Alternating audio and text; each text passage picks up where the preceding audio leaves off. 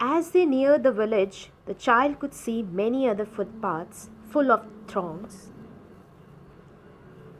converging to the whirlpool of the fair, and felt at once repelled and fascinated by the confusion of the world he was entering.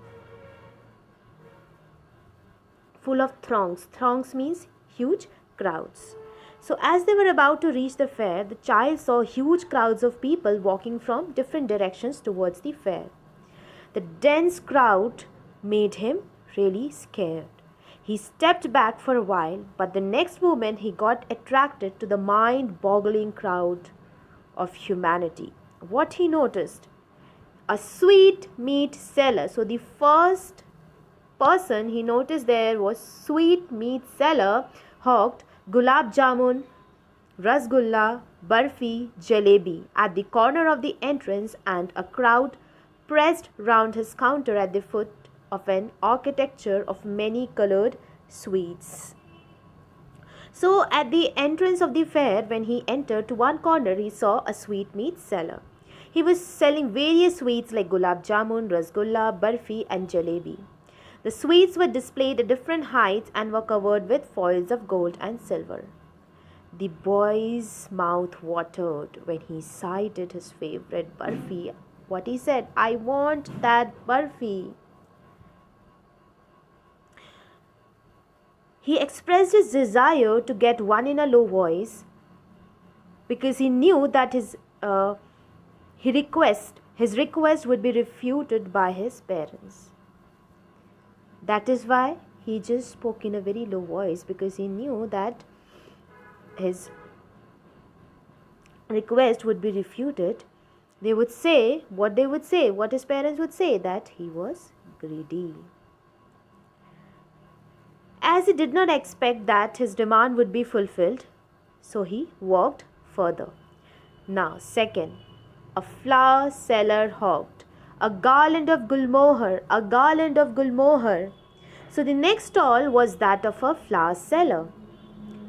Now he announced that the gulmohar seller, the flower seller announced that he was selling garlands of gulmohar flowers. The child wanted one of those.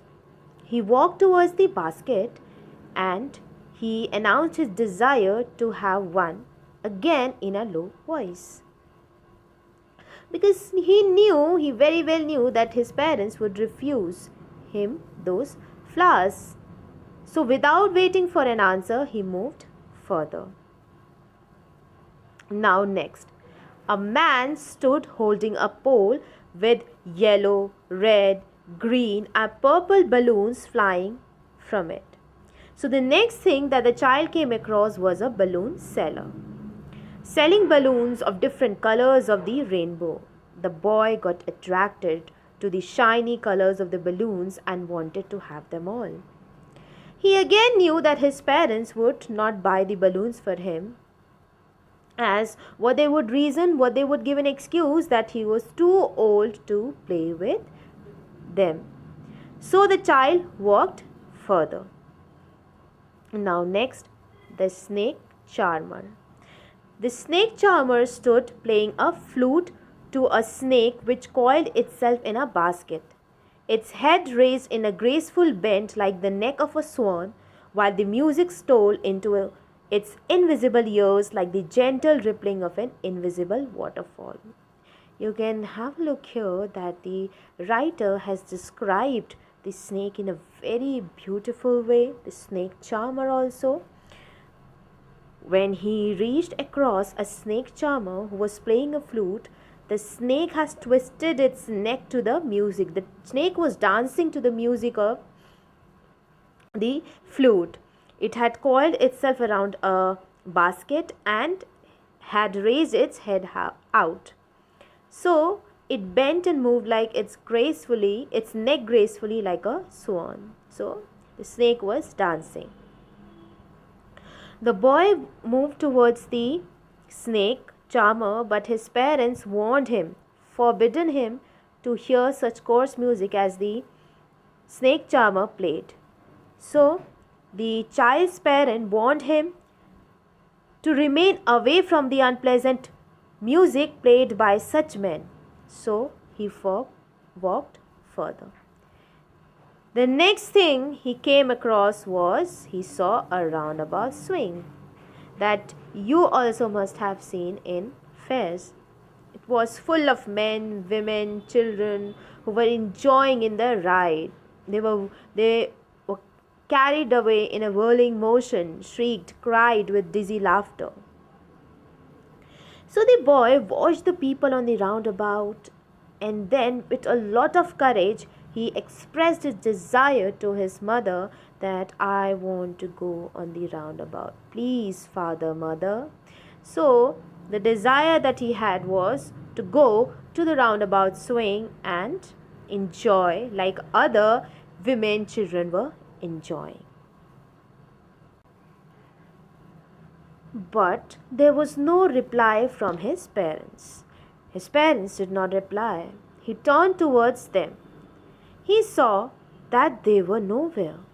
When he turned back to look at his parents, he saw that they were nowhere around. He looked around and behind, but his parents were nowhere to be seen. A full deep cry rose within his dry throat. With a sudden jerk of his body, he ran from where he stood, crying in real fear, Mother, Father! Tears rolled down from his eyes, hot and fierce. His flushed face was convulsed with fear. So these are the emotions of the child that he came across at that moment when he found that his parents were not there. He cried loudly, he jerked his body, he ran here and there calling his parents. He was full of fear and tears. He ran around, his turban opened, his clothes became muddy. He was running to and fro in rage. He stood defeated, his cries suppressed into sobs. He tried to look here and there in the patches of bright yellow clothes. Among those people who seemed to laugh and talk, he tried finding his mother and father. Now, but all went into vain. He couldn't find. At last he ran quickly again, and this time to a shrine, where people seemed to be crowding. So every little inch of space here was congested with men, but he ran through the people's legs, his little sob lingering. Mother, father. He came near the entrance of the temple. But the poor child struggled to thrust away. He was not able to get the proper way to get inside, but he managed to just sneak in through the legs of the people, still crying at the highest pitch of his voice, Mother, Father. Congested means full of. Here is the word congested. So keep underlining the words and finding out its meaning. Hefty, thrust, knocked, brutal, trampled, surging. You're going to find these words in the page. The boy ran towards a temple. Shrine means temple, and which was crowded by people.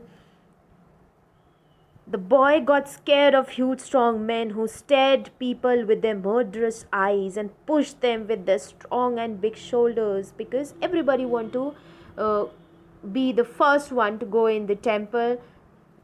So they are not ready to let anyone go just before them.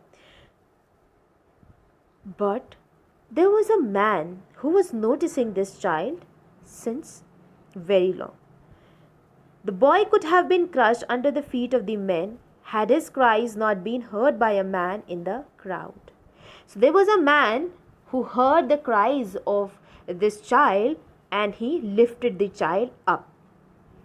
He asked, "How did you get here, child? Whose baby are you? The child heard and cried even bitterly, I want my mother, I want my father. The man tried to soothe him, tried to console, tried to relax the child by taking him to the roundabout swing. He offered him a ride, but the child screamed and wept loudly that he wanted his parents. The man started walking back on the same route which the child had taken. The snake charmer,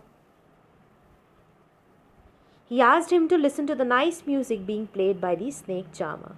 The child shut his ears with his finger and screamed loudly that he wanted his parents. I want my mother, I want my father. The man took the child to the bright colored balloon seller so that he might get cheered by seeing them. He offered a balloon to the child. Would you like a rainbow colored balloon?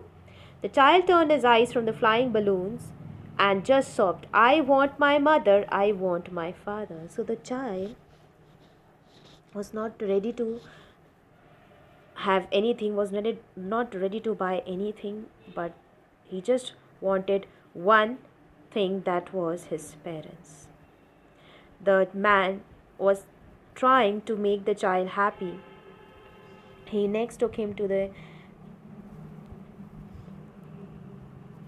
flower seller.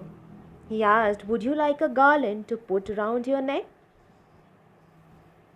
The child refused. The child refused to smell the flowers that he wanted to buy earlier, because now his priority was to get his parents. He just wanted his parents.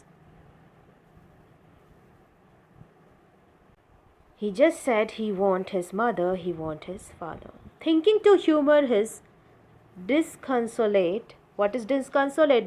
Disconsolate means very unhappy and unable to be comforted. Charged by a gift of sweets, the man took him to the counter of the sweet shop. What sweets would you like, the child? Would you like, child? So the man the man took him to the sweetmeat seller and offered to buy sweets for him. Still, the child had no interest in anything in the fair other than his parents. His top priority was to go with his parents, to meet his parents. At last he said, I want my mother, I want my father.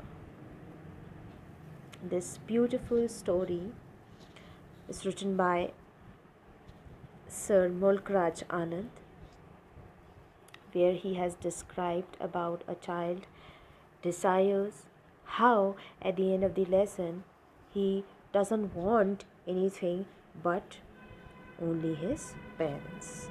So these are the NCERT questions which you must go through and do in your notebook. Other than this, the word meanings, very important. Each and every word, underline it and write down its meaning. And assignment is attached to your tutorial, as well as you're going to find it in your homework portal.